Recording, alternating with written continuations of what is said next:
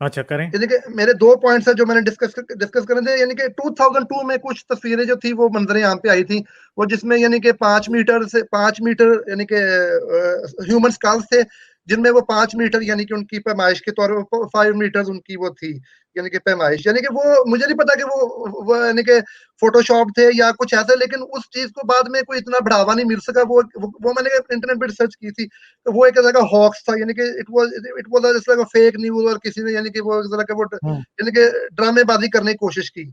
लेकिन यानी कि मैंने आपसे पूछा था कि क्या एवोल्यूशन में क्या है, यानी कि नेanderथाल भी थे, होमो सेपियंस भी थे। यानी कि मैं बेसिकली पहले ही बताया था कि देखिए क्रिश्चियन फेथ बात ये कि एवोल्यूशन को झुटलाया नहीं जा सकता। जिस तरह से साइंस एवोल्यूशन को बयान करती है, यानी कि it's true facts, there are true facts, और उन्होंने it's a proven fact that evolution exist. चाहे आगे मजहबी तौर पे कोई भी कहे कि यार जमीन तो फ्लैट है, या यानी कि एक दिन में बन गई, यानी कि ये बात है, यानी कि एवोल्यूशन जो है इन सब चीजों को पीछे छोड़ देती है।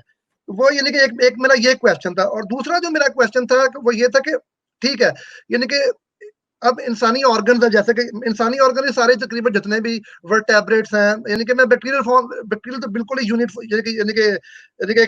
बिल्कुल लो लेवल फॉर्म है, लेकिन जिस तरह के जितने भी वर्टेब्रेट्स हैं, जिस तरह के ये ह्यूमन भी बीच में आते हैं, यानी कि प्रॉपर हर ऑर्गन की एक मुकम्मल फंक्शनैलिटी है, यानी कि प्रॉपर हर एक ऑर्गन जो है वो फंक्शन कर रहा है, और यानी कि इनके दरमियान में मुकम्मल एक कोऑर्डिनेशन है। यानी कि प्रॉपर जिसे कहते हैं ना कि अब जैसे मैं आपको बताना चाहूंगा कि किडनीज है, इन्होंने जिस्म के अंदर से जिस्म को साफ, पानी को यानी कि पूरा खून साफ करना होता है, और सारा का सारा जो वो यूरिन की फॉर्म में बाहर निकालना होता है। इस तरह लिवर है, टोटल वर्क कर रहे हैं विद इन कोऑर्डिनेशन। बाकी ये मैंने पूरा था कि ये बाकी कुछ जैसे यानी कि कुछ सिंपल फॉर्म्स ऑफ ऑर्गेनिज्म भी है, जिसमें कहते हैं कि कुछ अगर आप चले जाओ, आप समुद्र में चले जाओ, आपको हर यानी कि जमीन पे भी कोई बहुत ही सिंपल फॉर्म ऑफ थिंग्स भी आपको मिलेंगी, जिनको यानी कि एवोल्यूशन उन पे क्यों नहीं यानी कि अप्लाई हुई। यानी कि ये इंसान ने बहुत ज्यादा तरक्की कर ली, और जो वो और जो कुछ और जो चीजें थी वो सिंपल की सिंपल ही रह गई। ये मैंने चीजें आपसे पूछना था जरा। हाँ ठीक है ठीक है ठीक है। अच्छा पहला क्वेश्चन आपका ये था कि क्या आपका पहला वो क्वेश्चन था स्कल्स यार? थे, वो एक तरह का वो उन्होंने हाँ तस्वीरें वो वगैरह। एक होक्स है, वो फेक थी, वो फोटोशॉप थी। फोटोशॉप नहीं बल्कि कोरल ड्रॉ थी वो, क्योंकि बहुत पुरानी तस्वीरें हैं और सारी बात है, मुझे भी इसका पता ही है। तो ये वो तो एक फेक चीज है कि वो देखिए कोई यहाँ भी पे नहीं था, मैं वो किसी मुस्लिम थोड़ा सा ने जरा ही। एक्सप्लेन, थोड़ा सा आप यहाँ पे हाँ जी एक्सप्लेन हाँ कर जी। दे कि मैं ना यहाँ पे वॉशिंगटन जो मुझे मैं पे जब अमेरिका में नया नया आया था, तो मैं एवोल्यूशन को बिल्कुल, आपको सच्ची बताऊं, मैं झूठ समझता था। यानी कि मैंने कभी आपको भी नहीं था सुना, हारिस भाई को भी नहीं था सुना। लेकिन मैं फिर वॉशिंगटन डीसी में गया था, वहाँ पे स्मिथसोनियन का म्यूजियम था, तो मैंने वहां पे खुद देखे, वहां पे जाके वो जो नेanderथाल और होमोसेपियन, तो तब फिर मुझे यकीन आया कि वाकई यार ये होमोसेपियन एग्जिस्ट करते थे। स्टेज बाय स्टेज उन्होंने एक्सप्लेन किया हुआ था। तो वो मैं थोड़ा नहीं, कि होमोसेपियन तो थोड़ा अभी सा भी एक्सप्लेन एग्जिस्ट कर दें करते हैं कि ना, आप और मैं होमोसेपियन और होमोसेपियन नेanderथाल है। में क्या डिफरेंस था। नहीं, आप और मैं होमोसेपियन है ना। हाँ जी, नहीं लेकिन वो होमोसेपियन तो गोरे अभी जो भी है, मैं एग्जिस्ट थोड़ा सा करते जरा टच हैं। है वो नेanderthals जीन। नेanderthals जो हैं वो एक्सटिंक्ट हो चुके हैं। नेanderthals हमसे थोड़े बहुत डिफरेंट थे, होमोजेनस के वो भी जानदार हैं, और वो भी हमारे ही तरह, दिमाग भी उनके तकरीबन हमारे जितने ही थे। और साइंटिस्ट ने ये भी फाइंड किया कि उनके पास वो टूल्स भी बनाते थे, पत्थर के नेज़े वगैरह वो भी बनाते थे, और शिकार भी वो इंसान की तरह करते थे कोऑर्डिनेशन के साथ। एक जिस तरह इंसान जो है वो शिकार करते हैं, हाथी का भी शिकार इंसान शेर नहीं कर सकता, इंसान कर लेगा, हाँ और जी, हाँ करते रहे हैं। मेहमत हाथी इंसानों ने मार मार के खत्म किए हैं, एक्सटिंक्शन जी। तक ड्राइव किया उनको बिल्कुल, कि इंसान मेहमत हाथियों का शिकार करता था। एक मूवी है वो 10,000 BC, वो इतनी रियलिस्टिक तो नहीं है, मगर उसके अंदर जो मेहमत का शिकार उन्होंने दिखाया कि जिस तरह वो मेहमत को ऊपर पहाड़ी से गिराते हैं, ये काम इंसानों ने किया। और इंसानों की जो केव्स थी पुरानी, चाहे वो नेanderthals की थी चाहे वो होमोसेपियंस की थी, दोनों के अंदर से आपको मेहमत हाथियों के बोन्स मिलते हैं। तो एक तो चीज ये है, बाकी ये एवोल्यूशन कैसे हुई, ये एक बहुत इंटरेस्टिंग टॉपिक है। और एवोल्यूशन का अगर आप ये कहें ना, एवोल्यूशन का एविडेंस तो आपके और मेरे अंदर भी है आज। वो अब बिल्कुल आप। आपको ये लगेगा कि किडनीज जो है वो बड़ी परफेक्ट हैं। अब एक जो सबसे प्राइम एग्जांपल दी जाती है वो आंख की दी जाती है, कि हाँ आंख जी, बड़ी हाँ जी। परफेक्ट है। आंख परफेक्ट नहीं है। अब आपकी जो लाइट है वो रेटिना को जो हिट करती है जाके वो ब्लड वेसल्स उसके सामने गुजरती हैं, जो कि आपकी एक फॉल्टी डिजाइन है कि अगर ऐसा ही है। आपको आज कोई कहे कि आप आंख डिजाइन करो तो आप ऐसी आंख नहीं डिजाइन करोगे, आप उसके बगैर भी कर सकते हो। दूसरी बात यह है कि आपकी आंख उल्टा देखती है, ये ऐसा आपके ही है। दिमाग के अंदर एक फिर सॉफ्टवेयर है जो उसको सीधा करता है। ऐसा ही है। अब मेरा जो मैं ये जो लेफ्ट हाथ हिलाता हूँ ना, इसे इसका इसकी वायरिंग मेरे लेफ्ट साइड राइट हैंड से आता हूँ ना, तो इसकी वायरिंग मेरे राइट साइड के ब्रेन से हुई हुई है। लेफ्ट हाँ जी, हाथ हिलाता एग्जैक्टली हूँ तो इसकी एग्जैक्टली। राइट हैंड के ब्रेन के साथ हुई हुई है। ठीक है। आपकी आपकी जो अपेंडिक्स है वो आपको आज उसकी जरूरत ही नहीं है, मगर वो मौजूद है और वो उसके अंदर इन्फेक्शन होता है, वो फट जाती है। बिल्कुल। ठीक है। फिर कैंसर जो है वो आपके अंदर डेवलप होते हैं।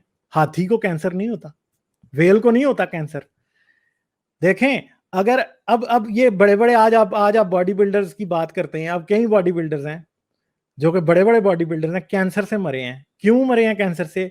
स्टीरॉयड्स और ग्रोथ हार्मोन लेते हैं, एकदम एकदम बहुत ही तेज जिस्म को ग्रो करवाते हैं, और उसकी वजह से क्या होता है? कैंसरस ट्यूमर बन जाते हैं जिस्म में। मगर वही आपका हाथी है, जिराफा है, वेल है, बड़े जानवर हैं जितने भी, जिनको बड़े जानवर कहा जाता है, उनकी एक्सपोनेंशियल ग्रोथ होती है। ग्रोथ हार्मोन उनका इतना हाईली एक्टिव होता है, उनको कैंसर नहीं होते।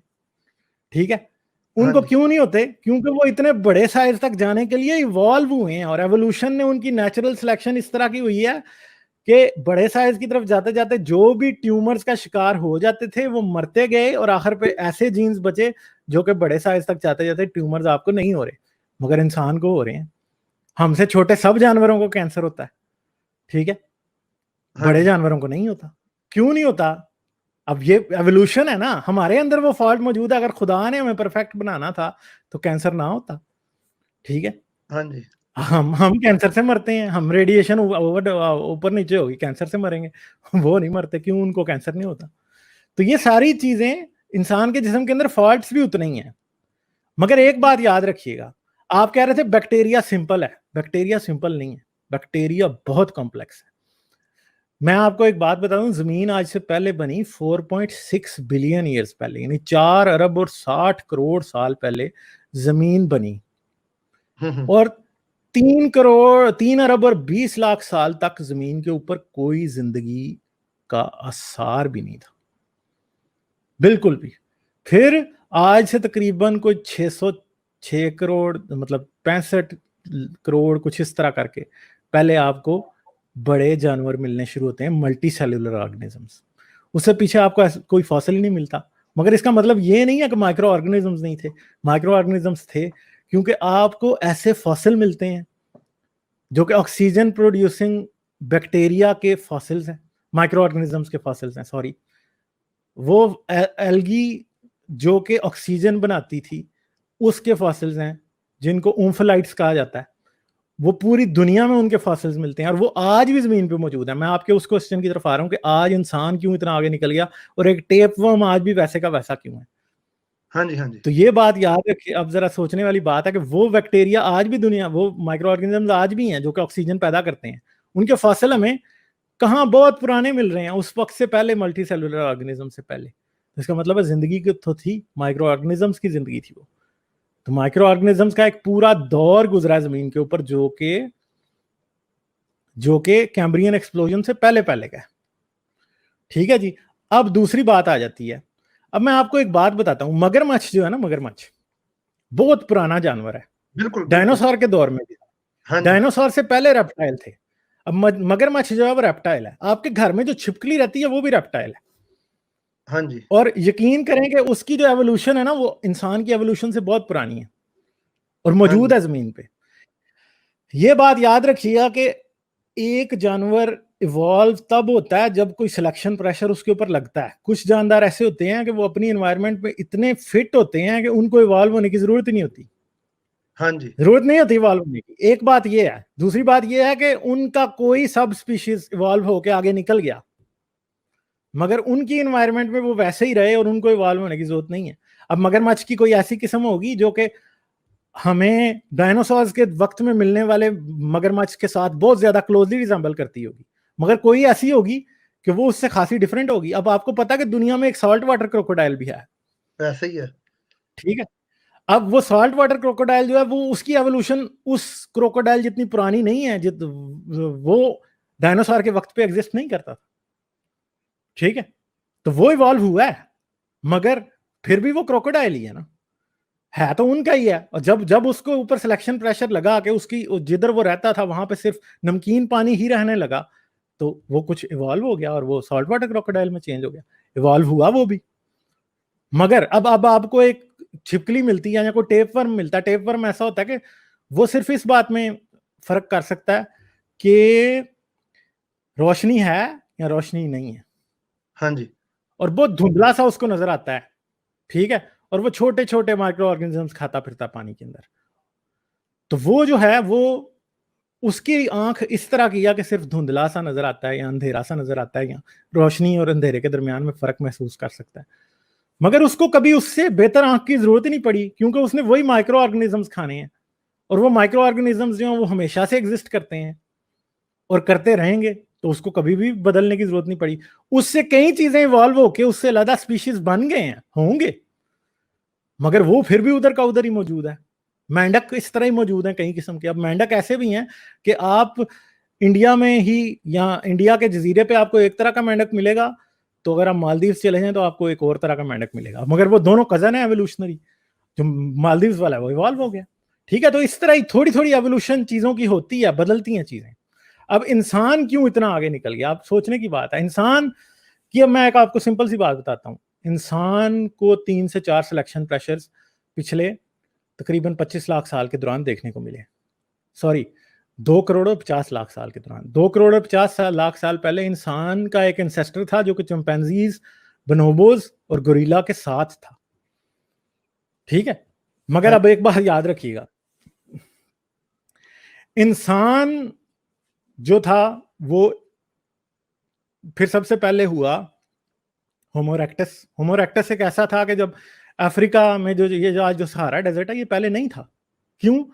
क्योंकि जमीन की सतह, समंदर की सतह बहुत ऊपर थी। समंदर की सतह होने की वजह से जमीन पे जो पानी की करंट्स हैं समंदर की, जो कि मौसमों के चेंज की बहुत बड़ी वजह है, वो क्या करती थी, वो किसी और तरह से बहती थी। उसकी वजह से सहारा पूरे का पूरा क्या था, एक जंगल था, और अफ्रीका में बहुत ज्यादा जंगल मौजूद थे। और इंसान या उसके एंसेस्टर जितने भी प्राइमेट्स जिनको आप कहते हैं वहीं पे इवॉल्व हुए थे, और वो दरख्तों पर ही रहते थे। मगर जब किसी तरह से आइस एज के दौरान एक समंदर की सतह थोड़ी बुलंद हुई, जमीन की जो ग्लेशिएशन है, क्योंकि अभी भी हम एक आइस एज में जिंदा है, अभी भी आइस एज में जिंदा है, ठीक है, क्योंकि अभी भी जमीन के ऊपर बर्फ की बहुत बड़ी बड़ी तहें हैं। तो ये आइस एज के अंदर इसको कहते हैं इंटरग्लेशियल पीरियड, जिसके अंदर बर्फ जो है वो काफी हद तक पीछे चली जाती है, नॉर्थ और साउथ की तरफ। तो क्या हुआ, इन्होंने अब क्या हुआ, जब जब जमीन का क्लाइमेट चेंज हुआ तो सहारा डेजर्ट बन गया, और इथोपिया में जिधर ये रहते थे वहां पे ग्रासलैंड बन गए बजाय जंगल के। ग्रासलैंड क्या है, अब घास है लंबी लंबी, और आप वहां पे रह रहे हैं। अब दरख्त जो है चीदा चीदा है, एक दरख्त से दूसरे दरख्त तक जाने के लिए आपको जमीन पे उतर के चल के जाना पड़ता है, और जब आप जमीन पे उतर के चल के जाते हैं तो बीच में घास के अंदर प्रेडिटर है। जब प्रेडिटर है घास के अंदर, तो आपको खड़े होके देखना पड़ेगा कि प्रेडिटर किधर है, रुक के खड़े होके देखना पड़ेगा। तो क्या हुआ, आहिस्ता आहिस्ता आहिस्ता आहिस्ता ऐसा हुआ कि आपके ऐसे ऑफस्प्रिंग इवॉल्व होने लगे जो कि 2 टांगों पे खड़े हो ज्यादा अरसे तक हो सकते थे, उससे ज्यादा अरसे तक हो सकते थे, उससे ज्यादा अरसे तक हो सकते थे। तो वही आपका प्राइमेट एंसेस्टर क्या बन गया, होमो इरेक्टस, 2 टांगों पर चलने वाला एप, ठीक है जी। तो वो एप मैन या होमो इरेक्टस जो है इधर आया। अब इसके बाद क्या हुआ कि उससे आगे एवोल्यूशन हुई, होते होते जो है अब वो होमो इरेक्टस जो था वो उसकी जो ग़िज़ा है वो भी वैसी नहीं रही, फिर कोई चेंज आया और चीज़ें बदलती गई, और ज़मीन के ऊपर आके खड़े होने की वजह से जो है उसकी एकदम चीज़ें हालात फिर बदल गए। अब उसको अपने आप को चेंज करना है। अब प्राइमेट्स जो है वो गोश्त खाते हैं, मगर बहुत कम खाते हैं, मगर इंसान बहुत ज़्यादा खाता है। अब कई इधर हमारे हिंदू भाई हैं, उनकी दुखती रग पे हाथ आ जाएगा, मगर मैं अब आपको बताता हूँ कि उससे आगे क्या होगा। उससे अगली कहानी ये है कि हमारे जो एंसेस्टर्स थे वो गोश्त के साथ कोई एक नई चीज खाने लगे, क्योंकि उनका दिमाग का जो साइज है वो बड़ा, और वो क्या कर रहे थे, बढ़ रहा था या बड़ा, या उन्हें टूल्स यूज करने आ गए। तो शेर, चीते, बड़े बड़े और किस्म के जो जंगली जानवर थे, जब वो किसी चीज का शिकार करते थे तो वो खा लेते थे उसको। फिर वो कुछ छोड़ के चले जाते थे, पीछे से कोई भेड़िया आया, कोई लगड़ बगड़ आया, वो उसने खाया, वो भी खत्म हो गया। आखिर पे गिद्ध उतरे आसमान से, आए, उन्होंने हड्डियों से सारा मांस लैदा कर दिया। और क्या हुआ, आखिर पे बच गई हड्डियां। तो हमारे वो एंसेस्टर्स जिनको सिर्फ पत्थर इस्तेमाल करने आते थे, वो उन हड्डियों के पिंजर को उठा के जिस गार में रहते थे उधर ले जाते थे, और मार मार के तोड़ के अंदर से बोन मैरो निकाल के खाते थे। वो फैट और प्रोटीन में इंतहाई बेहतरीन सोर्स था इस चीज का। उस वजह से क्या हुआ, हमारे दिमाग लगे बढ़ने। दिमाग लगे बढ़ने तो फिर क्या हुआ, फिर एक और नया तमाशा शुरू हो गया। अब जब दिमाग बढ़ रहे हैं तो औरतों ने बच्चे भी तो पैदा करने हैं ना। हाँ जी। औरत का डायफ्राम जो टांगों का वो बदलने लगा। कैसे? कि हर दिन आने वाले बच्चे के सर का साइज बड़ा होता जा रहा था। आप देखें दूसरे मैमल्स को देखें, उनको और उनकी फीमेल को चाइल्ड बर्थ में उस तरह का मसला होता ही नहीं है जिस तरह का इंसान को होता है। ठीक है, हाँ सर जी। का साइज बढ़ता जा रहा था, औरत का डायफ्राम बढ़ता जा रहा था, औरत का मोर्टेलिटी रेट भी चाइल्ड बर्थ के दौरान बहुत तेजी से बढ़ रहा था। तो क्या होता है कि हमारी औरतें, वो बाइबल में लिखा है तू दर्द-ए-ज़ा से बच्चा जनेगी। हाँ ठीक है, जी। बात तो सच्ची है, मगर बात क्यों दर्द-ए-ज़ा है वो नहीं पता कि है क्यों है। हाँ जी। नहीं, सोचने की बाइबल बात उसको है ना, कवर कर जाती है कि अब वो है कहते क्यों जी। है, क्योंकि आपका सर बहुत बड़ा है। अब हाँ सर जी। बहुत बड़ा है, सर, हम पीछे जितने प्राइमेट्स की लाइन देखते आ रहे हैं, सारे के सारे सर ग्रेजुअली बड़ा हो ही जा रहा है। अब सर बड़ा हो ही जा रहा है तो जाहिर बात है औरत के डायफ्राम पे भी पड़ रहा है बहुत ज्यादा बोझ। ठीक है, आज ये वक्त है कि बहुत सारे, आज 50% बच्चे जो हैं वो सी सेक्शन से, हमारे मुल्क पाकिस्तान में तो शायद 80% ही सी सेक्शन से पैदा कर देते हैं। ठीक हाँ है जी। जी। तो क्या होता है, अब एक, पहले एक पुरानी रेस थी कि औरत के डायफ्राम और बच्चे के सर में एक डिफरेंस था, जिसको डील करने के लिए औरत को बड़ी मुश्किल से बर्थ देती थी, और दिन ब दिन बच्चों के सर बड़े होते गए और अकल भी बढ़ती गई। अकल बढ़ती गई, आग जलानी सीख ली, आग जलानी सीखी तो अब एक और ही नया तमाशा शुरू हो गया। आग जलानी सीखने के साथ साथ ये हुआ कि अब, पहले तो शायद आप हाथी नहीं खा सकते थे, अब बिल्ली है ना, बिल्लियां, मेरे पास बिल्लियां हैं, बिल्ली को आप बीफ खिलाएं, यकीन करें महीने बाद बिल्ली मर जाएगी। उबाल के भी खिलाएंगे मर जाएगी। ठीक है, उबाल के भी खिलाएंगे मर जाएगी। मैंने खुद, मेरे पास एक कैट थी जो कि बीफ खाता रहा और बेचारा उसकी डेथ हो गई। बाद में बात की डॉक्टर से, उसने कहा तुम इसे बीफ क्यों देते थे। तो ये चीज है। अब सोचने की बात है कि इंसान के पास आग आई तो इंसान ने फिर बड़े जानवरों का शिकार शुरू किया, जैसे कि मैंने आपको बताया कि मेहमत का भी, हाथी का भी शिकार इंसान कर लेता। तो हाँ जी। आहिस्ता आहिस्ता क्या हुआ कि आग में फिर ऐसे ऐसे पौधे भी इंसान अब खा सकता था जो कि पहले वो नहीं खा सकता। कहीं ऐसी देखें, आज तो आपने हर क्रॉप को इतना आर्टिफिशियली सिलेक्ट किया कि वो ऐसी हो गई है कि आप उसको खा सकते हैं, पहले आप नहीं खा सकते थे। पहले आग में चीज को पका के खाना कितना इंपॉर्टेंट था। क्यों? क्योंकि आप लाएंगे उसको, सेलुलेज आपसे हजम ही नहीं हो रहा। अब आपसे नहीं हजम हो रहा तो क्या करेंगे, आप लाएंगे, उबालेंगे, फ्राई करेंगे, जलाएंगे, फिर खाएंगे। गोश्त कई किस्म की, कोर्स किस्म की फैट्स हैं, वो आप नहीं खा सकते, आप हजम नहीं कर सकते, आप करेंगे। अब गोश्त आप हजम कर ही जा रहे हैं, आग आई तो आपका अपेंडिक्स गया। गया कि हाँ नहीं? जी। देखें, सिर्फ और सिर्फ सिलेक्शन प्रेशर ही नहीं, एक आसाइश ने भी इंसान की एवोल्यूशन को गाइड किया। क्यों? क्योंकि कोई भी जानदार उस अपनी बायोलॉजिकल रिसोर्सेज उस चीज पे खर्च नहीं करता जिसकी उसको जरूरत ना हो। सिंपल सी बात है। अब ऐसी भी दुनिया में गारें हैं जहां पे आप जाएं तो आपको चूहे तक ऐसे मिल जाएंगे जिनकी आंखें ही नहीं होगी, क्योंकि वो कभी रोशनी में रहे नहीं। छिपकलियां, उनकी आंखें नहीं है, किसी जानदार की आंखें नहीं है उधर। क्यों नहीं है? इस वजह यह है कि उनको, वो पता नहीं कितने लाखों साल से उन गारों के अंदर ही रहते रहे हैं, उनको आंखों की कभी जरूरत ही नहीं पड़ी, तो बायोलॉजी क्यों अपनी रिसोर्सेज आंखें बनाने पे करेगी खर्च?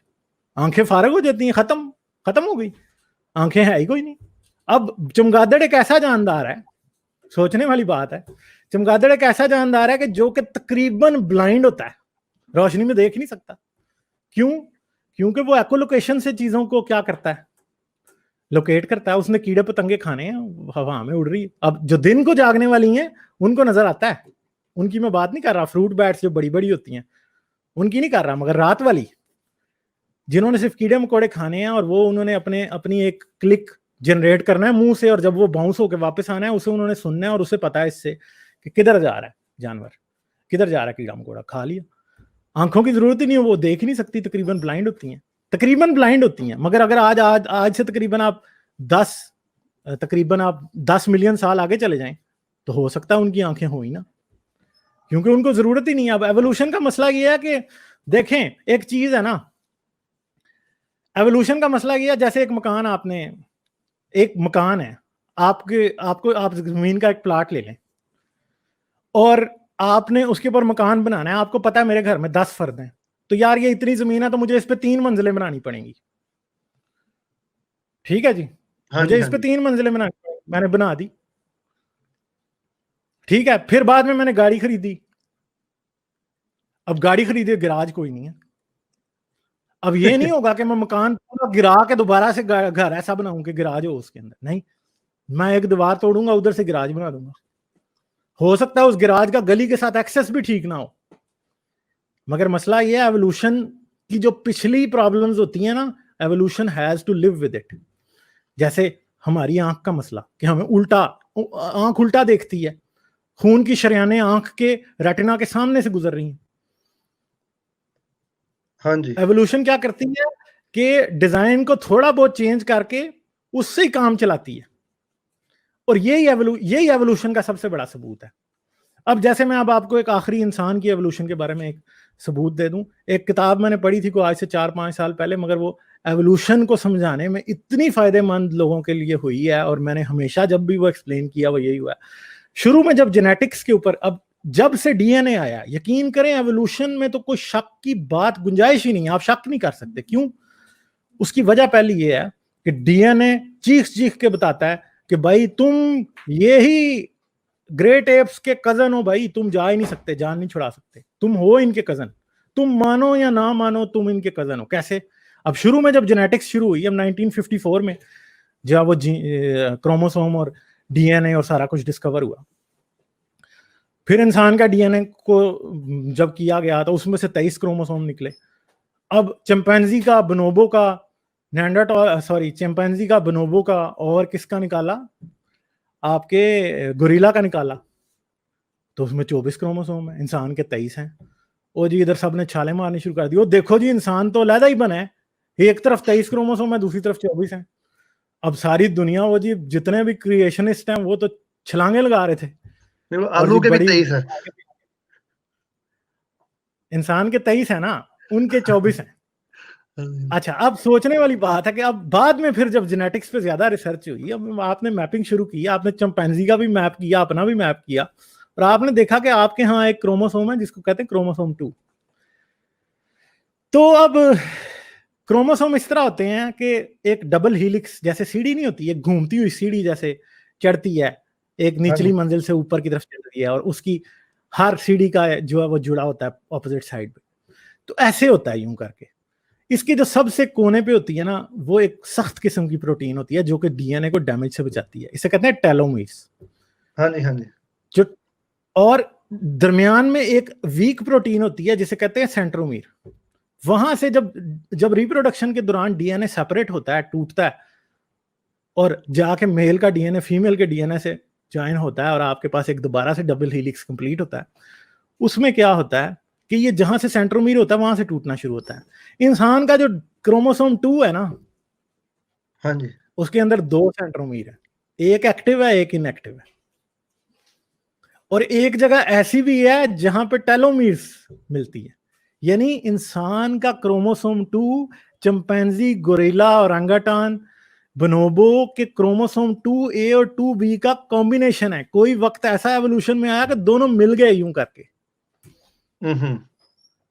बिल्कुल सेम सीक्वेंस, सब कुछ सेम, और वो था। तो इस बात से ये साबित हुआ कि भाई आप जो है चिंपैंजी और बोनोबो का मॉडल ही किसी टाइम मॉडिफाई हुआ था, उनके जो एंसेस्टर्स थे उनमें ये मॉडल मॉडिफाई हुआ था और आपके अंदर ये जुड़ गया था। ठीक है, इसका मतलब है कि जब भी आपका कॉमन एंसेस्टर था उनके साथ, तो उस टाइम आपके 23 ही क्रोमोसोम होते थे, 24 ही क्रोमोसोम होते थे, मगर बाद में किसी वक्त आपके 23 हो गए क्योंकि आपके 2 क्रोमोसोम आपस में मिल गए किसी वजह से, कोई कॉपिंग मिस्टेक ऐसा हुआ। ठीक है जी। तो अब एक और चीज है कि बाद में जब हमने होमो डेनिसोवंस या होमो निएंडरटॉल का डीएनए निकाला, एक्सट्रैक्ट किया और उसको देखा, तो उनके हमारे बराबर ही हैं। ठीक है, उनके भी 23 हैं, हमारे भी 23 हैं। इससे हमें पता लगा कि भाई जब जब हमारा एंसेस्टर निएंडरटॉल के साथ यकसा था या सिमिलर था, उस टाइम हमारे 23 ही क्रोमोसोम होते थे। तो ये जो हमारा होमोजेनस है, इसके जितने भी जानदार हैं, इसमें कोई 7 से 8 अब तक स्पेकुलेट होता है कि लिविंग के होमोजेनस के 7 से 8 जो है वो जानदार थे, जिसमें होमो नेंडरटॉल, अब नेंडरटॉल जो है वो बेसिकली एक केव थी जर्मनी के करीब, जिसके नाम पे उसे दिया गया केवमैन फ्रॉम नेंडरटॉल, उसको नाम दिया गया। होमोसेपियन का मतलब, सेपियन का मतलब है समझदार, अकलमंद, यानी हम खुद तारीफी का शिकार, वो लोग अपने आप को खुद ही अकलमंद समझदार कह रहे हैं, तो हमने कहा कि हम होमोसेपियन हैं। तो ये सारी स्टोरी है। अब इसको ऊपर मतलब ये एवोल्यूशन एक इतना इंटरेस्टिंग टॉपिक है कि मुझे आज भी कोई बुक एवोल्यूशन के ऊपर मिल जाए तो मैं उसको जरूर पढ़ता हूँ। बल्कि आज ही मैंने एक एवोल्यूशनरी साइकोलॉजी के ऊपर एक बुक थी, वो मैंने कंप्लीट 175 सफ़े की टोटल किताब है, 144 उसमें ऐसे हैं जो कि मतलब उस बुक के सारे टोटल हैं, वो मैंने आज ही कंप्लीट की और वो इतनी खूबसूरत किताब थी कि बहुत ही ज़बरदस्त, एक एवोल्यूशनरी साइकोलॉजिस्ट है उस बंदे ने लिखी हुई थी। तो उसने रिलीजन के ऊपर बात की है, why we believe in gods. तो मैं कोशिश करूंगा कि उसका एक रिव्यू भी आने वाले दिनों के अंदर जो है बना के तो मैं उसका करूं। तो एवोल्यूशन को पढ़ें। मैं आपको एक बात बता दूं, मैं एक प्रिडिक्शन क्या बल्कि प्रिडिक्शन ही है, या ऑब्वियस सी बात है, हो सकता है कि आइंस्टाइन की थ्योरी ऑफ जनरल रिलेटिविटी में कोई इतनी बड़ी चेंज आए कि आइंस्टाइन से आगे कोई ऐसा बंदा खड़ा हो जिसको कहें ओ जी हम तो कॉस्मोलॉजी का बाप ये है, फिजिक्स का बाप ये आएगा। न्यूटन को होगा, समझते थे, मगर ये याद रखिएगा डार्विन से आगे नहीं कोई खड़ा। डार्विन इधर ही खड़ा है, ये उनकी पसली में चुभने वाला वो कांटा है कि ये कभी भी नहीं निकलेगा। क्योंकि मसला ये है कि उसने जो बता दिया मैकेनिज्म, वो शायद आप किसी और प्लेनेट पे भी चले जाएं तो आपको वहां पे भी जानदार मिले तो उधर आपको एप्लीकेबल नजर आ जाए। ठीक है, तो डार्विन जो है ना वो कांटा है जो कि हर एवोल्यूशन को गलत मानने वाले की पसली में हमेशा चुभता रहेगा, कभी भी नहीं हटेगा। तो बहुत सी चीजें ऐसी थी कि डार्विन को पता ही नहीं था जेनेटिक्स कैसे काम करती, डार्विन को बेचारे को पता ही नहीं था। ठीक है, उसे ये पता ही नहीं था कि यार ये नेचुरल सिलेक्शन होती कैसे है, ये इसके अंदर जो अंडरलाइंग प्रिंसिपल है वो है क्या, पर वो बता के चला गया। और मतलब देखें, आप उसको झूठा नहीं, डार्विन को कोई झूठा नहीं साबित कर सकेगा। मगर वो हो सकता है कि आइंस्टाइन के लिए कोई ऐसी डार्क एनर्जी और डार्क मैटर जब तक हम डिस्कवर करें तो जनरल रिलेटिविटी में कोई इतनी बड़ी चेंज आ जाए कि हम जनरल रिलेटिविटी को शायद जिस तरह आज हम न्यूटन को ट्रीट करते हैं उससे भी कम वैल्यू हम जनरल रिलेटिविटी को दें। तो मगर ये है कि ये है आपके सामने। ठीक है जी सर। एक छोटी सी चीज और डिस्कस करनी थी। हाँ जी, हाँ जी, हाँ जी। वो पूछना था कि जैसे अभी आप बात कर रहे थे कि जिस तरह हम ह्यूमंस हैं, जिसमें से डिफरेंट स्पीशीज है, चाइनीज हैं, यूरोपियंस हैं, अफ्रीकन हैं, हम इंडियंस हैं, डिफरेंट, यानी कि इस तरह के काफी, यानी कि चाइनीज टोटली डिफरेंट है, अफ्रीकन टोटली डिफरेंट है, यूरोपियंस टोटली डिफरेंट है, यानी कि ये 3 मेन जैसे मेन स्ट्रक्चर्स हैं ह्यूमन के अंदर। लेकिन जिस तरह अब एक जिस तरह एक आप डॉग में चले जाएं, कैट में चले जाएं या कि स्नेक्स में चले जाएं, इनकी स्पीशीज टोटली आपस में डिफरेंट है। यानी कि एक छोटा साइज, जैसे अब एक 10 साल का कुत्ता है, वो एक पग है बेसिकली, वो पग ही रहना सारी उम्र, उसका वेट, उसकी हाइट उतनी रहेगी। लेकिन जो एक बुल डॉग है उसने काफी बड़े हो जाना है, और उनका आपस में क्रॉस मैच वगैरह या उनकी मेडिकेशन, उनकी मेडिसिन वगैरह या उनका वाइटल्स टोटली डिफरेंट होते हैं फ्रॉम ईच अदर। लेकिन क्यों हम ऐसा है कि चाइनीज यानी कि हम चाइनीज से क्रॉस मैच कर सकते हैं या एक ब्लैक जो है वो गोरे से क्रॉस नहीं, मैच कुत्तों करते के हैं? मामले में ये बात नहीं है। कुत्तों के मामले में ये बात नहीं है। एक एक पूडल को उठाएं आप, उसका जर्मन शेफर्ड से क्रॉस करा दें, बच्चे निकल आएंगे। अभी कुछ दिन पहले बेगम मुझे एक वीडियो दिखा रही थी, वो पूडल था, उसने किसी जर्मन शेफर्ड के साथ उसका क्रॉस हो गया, और उसने किस तरह किया, उसके मालिक भी हैरान थे इस बात के ऊपर। यानी दोनों एक ही फैमिली के थे ना, वो हैरान थे दोनों। उसके बच्चे उससे बड़े थे। हाँ जी, तो कुत्ता जो है ना, बेसिकली वो एनाटॉमिकली डिफरेंट है, मगर एक ही स्पीशीज है कुत्ता। चाहे आप बुल टेरियर का जर्मन शेफर्ड से करा दें या पूडल से करा दें, या आप किसी लैब्राडोर का जो है वो उससे करवा दें, क्या उसे कहते हैं, रॉटवाइलर से करा दें या डोबरमैन से करा दें, जिससे भी करा देंगे। पिछले 200 साल के दौरान हमने उनके ऊपर आर्टिफिशियल सिलेक्शन इस तरह से अप्लाई की है कि बेचारे कुछ बोने बन गए हैं, कुछ देव बन गए हैं, ग्रेट डेम्स जैसे। तो कुत्ता तो बड़ा ही एक वेल रिसर्च टॉपिक है आर्टिफिशियल सिलेक्शन का, जिसको इवन के जब डार्विन एवोल्यूशन को ऑब्जर्व कर रहा था, तो कुत्ते और फार्म एनिमल्स एक बड़ी प्राइम एग्जांपल थे इस बात की कि हम आर्टिफिशियल इंटेलिजेंस, आर्टिफिशियल सिलेक्शन से अगर इतने से अरसे में हमने कुत्तों को इतना ऐसा बना दिया कि लगता ही नहीं है कि दोनों एक ही स्पीशीज है। ठीक हाँ है, जी, हाँ तो फिर नेचुरल सिलेक्शन जिसके पास बिलियंस ऑफ ईयर्स हैं, वो क्या करती होगी? वो तो क्या कहते हैं उसको, वो तो फिर मगरमच्छ से जो है वो क्या रेप्टाइल से डायनासोर और रेप्टाइल से मैमल दोनों बना सकती है ना। तो यही तो बात है ना, यही बात है। ठीक है, नेचुरल सिलेक्शन के पास टाइम कितना है सोचें, उसके हाँ जी, पास तो वक्त ही वक्त है।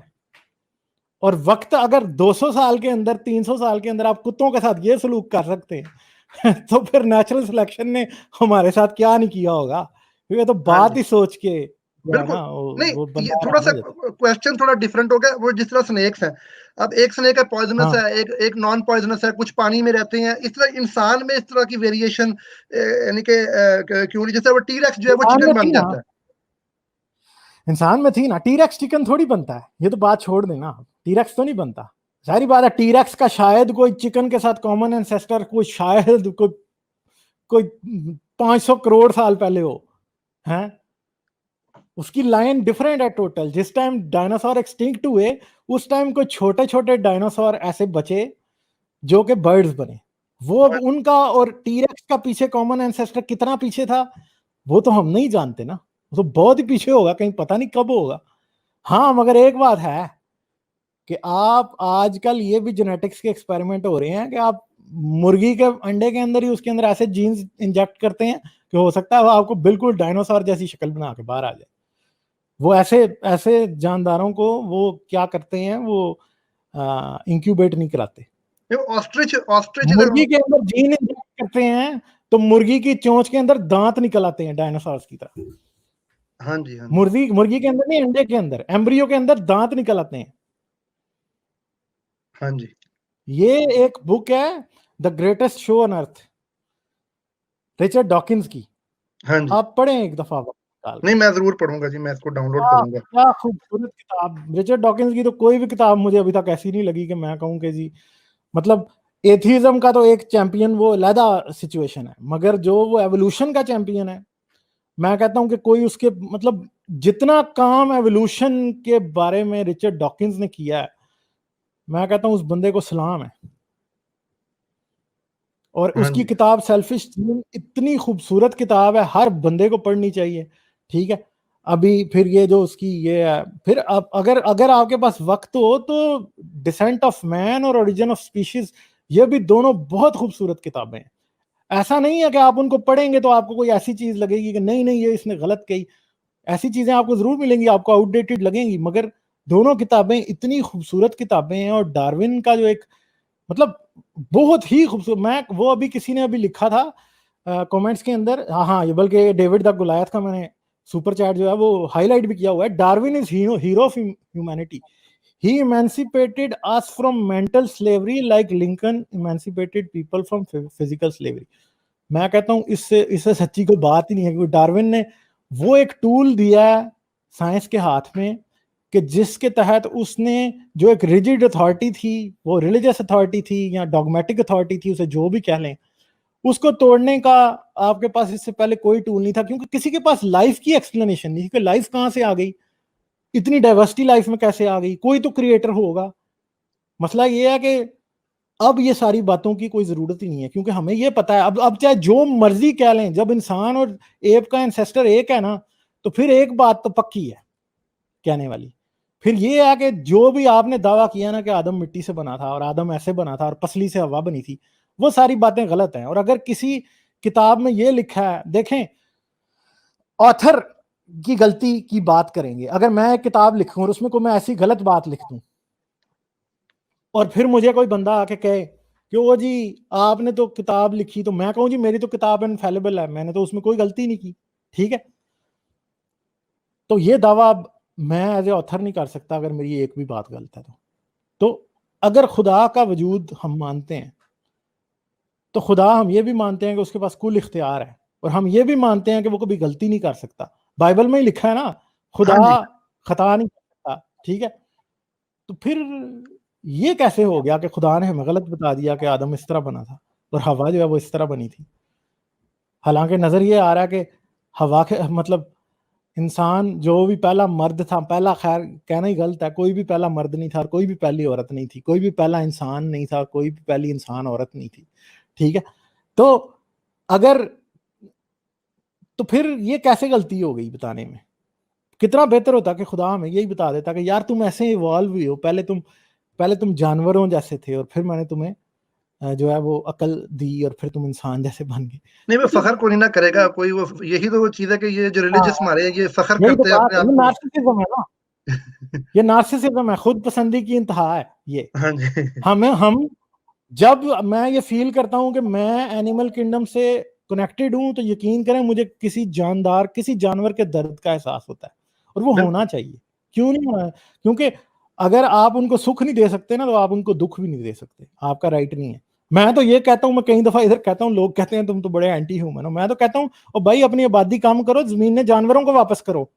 तुमने कहां से स्टाम्प लिखवा लिए इस जमीन के, तुमने इसके मालिक कैसे बन गए? वो भी तो है ना, जो शेर रहता है, जो भेड़िया रहता है, जो लगड़ बगड़ रहता है, जो सूर रहता है, जो चूहा रहता है, उसकी जमीन नहीं थी, आप कैसे मालिक बन गए? वो मालिक, ये इसी तरह के कलाम ने ही इंसान को मालिक बनाया कि आओ हम इंसान को बनाए कि जमीन की खेती करे और वो तमाम जानदारों पे हुक्मरान हो। भाई खुदा दा ना लो यार, उनकी नहीं है, उनका भी तो राइट है ना यार, वो भी तो है ना। आप जमीन के ऊपर पोल्यूशन फैला रहे हैं, आपको शर्म ही नहीं आती? आप समंदरों के अंदर प्लास्टिक डाली जा रही है, जानवर मर रहे हैं। आप वेलें निकालनी शुरू कर दी, आपने दुनिया में वेल की पॉपुलेशन खत्म कर दी। आपने कितने स्पीशीज हर साल कहते हैं कि कोई 1000 के करीब स्पीशीज जो एक्सटिंक्ट हो जाता है, सिर्फ इंसान की इन्वॉल्वमेंट की वजह से। इंसान से पहले ऐसा था ही नहीं। कहते हैं जो पिछले 6 एक्सटिंक्शन इवेंट हुए हैं, उन सबसे बड़ा एक्सटिंक्शन इवेंट इस टाइम जारी है। इंसान ने इतने जानदार एक्सटिंक्ट कर दिए। मेगाफोना जिसको कहते हैं, बड़े जानदार, बड़े बड़े शेर, चीते, गैंडे, हाथी, ये तो कभी एक्सटिंक्ट होते ही नहीं थे उस तरह से।